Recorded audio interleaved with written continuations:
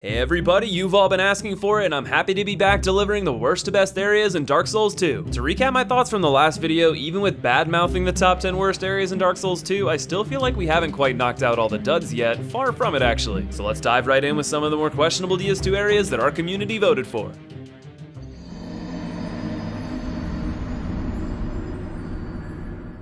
Have I ever mentioned that I hate dark areas in these games? Well, No Man's WHARF is more like no fucking light source! Around every nook and cranny of this dingy nightmare is a gank waiting to ambush you. Alright, let's not pretend like that's exclusive to this area, but it's still mighty annoying when you're trying to navigate your way through the dim level without falling off the map. To give due credit, this is one of the few areas in the game that actually made an attempt to take advantage of the torch mechanic in Dark Souls 2. I'm not really sure what happened with that, but based on the torch timer, I'm assuming at some point in development using torches was meant to be a vital component of Dark Souls 2. But it seems it was just another fart of an idea from the B team that got thrown into the shit soup of a game. Moving back to No Man's WHARF, it's simply too dark and ganky to be enjoyed by me, but I could see how those who enjoy the torch mechanic would get a kick out of this area.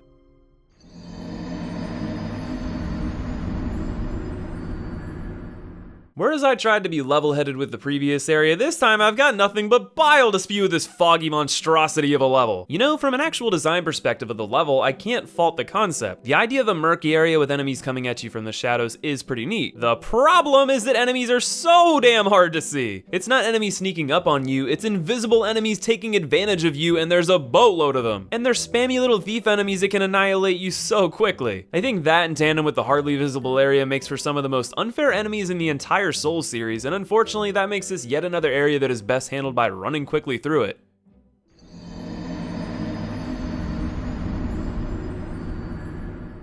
You know, as we keep going up today's rankings, I keep wondering how each of these areas made it so high on this list. I guess the fact of the matter is you can only fit 10 areas in a top 10 worst areas of Dark Souls 2 list, but damn if the Dark Chasm of old is an absolute hogwash. There are 3 different areas with the same theme. They're dark, they've got precarious ledges, and they've got some of the signature Dark Souls 2 bullshit NPCs sorted nicely into ganks with some endgame stats. It's awful, I hate this place. Probably one of the worst parts about it is that you have to complete all 3 to face one of the better bosses in the game, Dark Lurker. And not only do you have to do them all, but you have to run through the 3rd area over again every time you die to Dark Lurker, which is likely because it's one of the hardest bosses in the game. Ugh, such a shame that a great boss is stuck with such a dreadful set of zones, but at least there's some kind of reward at the end of it all.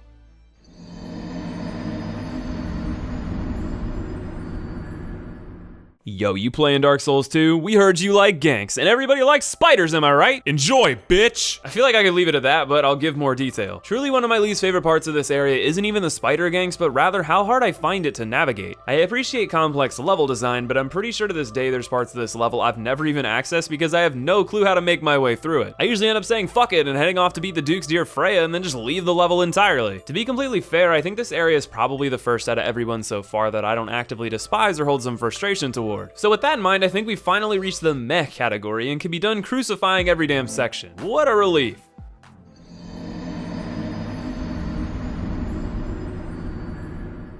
At least I thought I was fucking relieved. Okay. I've bitched about a few of the levels on today's list and how we probably should have made a top 20 worst Dark Souls 2 areas, but what the hell, everyone? Why did you do this? Who voted Shrine of Amana as a top 10 best area? I mean, it rightfully got docked points as the 4th worst area, but just butt fuck. I'm sorry, I just gotta get all the fucks out of my system because otherwise I'm gonna be crying for the next 10 minutes how hard this area fucks you with its fucking shitty ganks, fuck wizards, fuck durability, whatever the fucks, and fuck.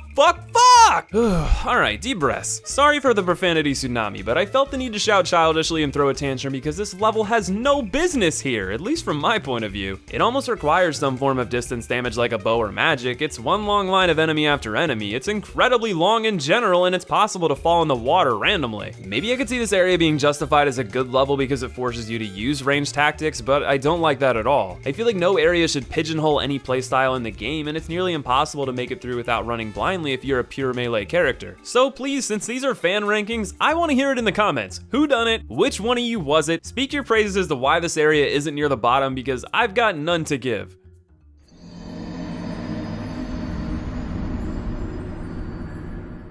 Following that clusterfuck, we've got an area that I've got hardly a word to say about at all. It's primarily a boss arena, with the rest of the area being a long, vacant run-up to the boss arena. And that boss arena is kinda cool, I guess, with the giants and the throne, but I mean, it's really just a flat piece of land with a long run-up. Not much to say. Very blah, though I do find it funny that an area with nearly zero substance finds itself above 15 other areas in this game.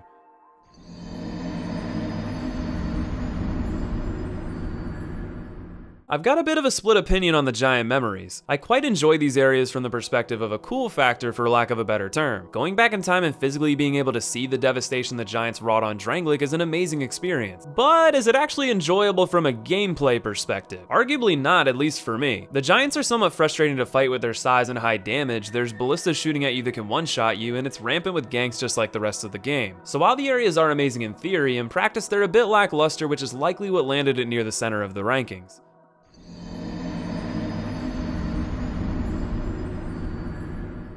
More darkness, more ganks, and more cowbell! Okay, maybe it's not a cowbell, but these infuriating bell-ringing bastards will be the bane of your existence throughout this crypt. I regret to say this is yet another area that I'm not too fond of. I don't want to keep parroting the same criticisms over and over and over, but it's hard to look away from this train wreck in design. Maybe you think I'm over-exaggerating the gankiness of some of these levels. Would you take a moment to please just look at this boss fog? They literally dumped a metric fuck ton of knights right in the front. Clever and challenging design, am I right? Nah, that's not enough. Let's just put a bell bitch in the back to summon infinite monsters to assault you in this long, boring hallway that ends in this unholy orgy of shield knights. And that's just one part of the level. The rest of this is dull, unmemorable, and includes weird things like these two shield blockade dudes. I'm sorry, everyone. I'm probably giving off the vibe that for the most part I hate Dark Souls 2, but that's not entirely the case. Before too long, I'll give my opinion on Dark Souls 2 as a whole in video form, but for now, let's just say it's a love-hate relationship with DS2.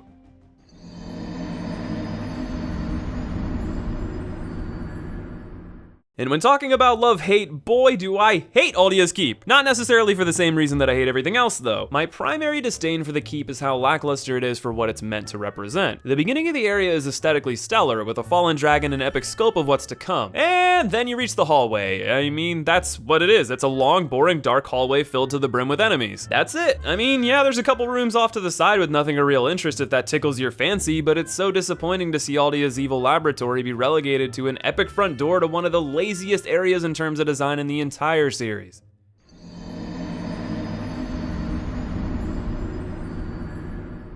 And so we cap off today's list of mediocrity with another level I can't say I'm a big fan of. From an aesthetic perspective, I do quite enjoy this area, but my experience is always relatively the same. Ganks from dogs, annoying archers, and one of the most inexcusable ganks in the whole game apart from the Undead Crypt boss fog. After using a fragrant branch of yore on this statue, you proceed to have a freaking clown car of spear-toting soldiers come at you one after the other, after the other, after the other, after the other! Now I did loop in Sinner's Rise and the rest of the similar areas, and there are some redeeming factors to those, like the pursuer fights, the challenge of carrying the torch through the enemy-filled waters to make the center fight easier, and some neat pieces of loot guarded by ganks. I'm just gonna stop now. With the next video being the top 10 best areas in Dark Souls 2, surely I'll have a lot more nice things to say there. That said, I'm grateful you joined me for the middle areas in the game, and I'd love to hear your thoughts on them. For all the latest updates on videos, be sure to follow me on Twitter. And after this video goes live, I'll be live on Twitch with Bloodborne speedruns and a Legend of Zelda Breath of the Wild playthrough. And of course, thank you all for watching today, and I will see you in the next video.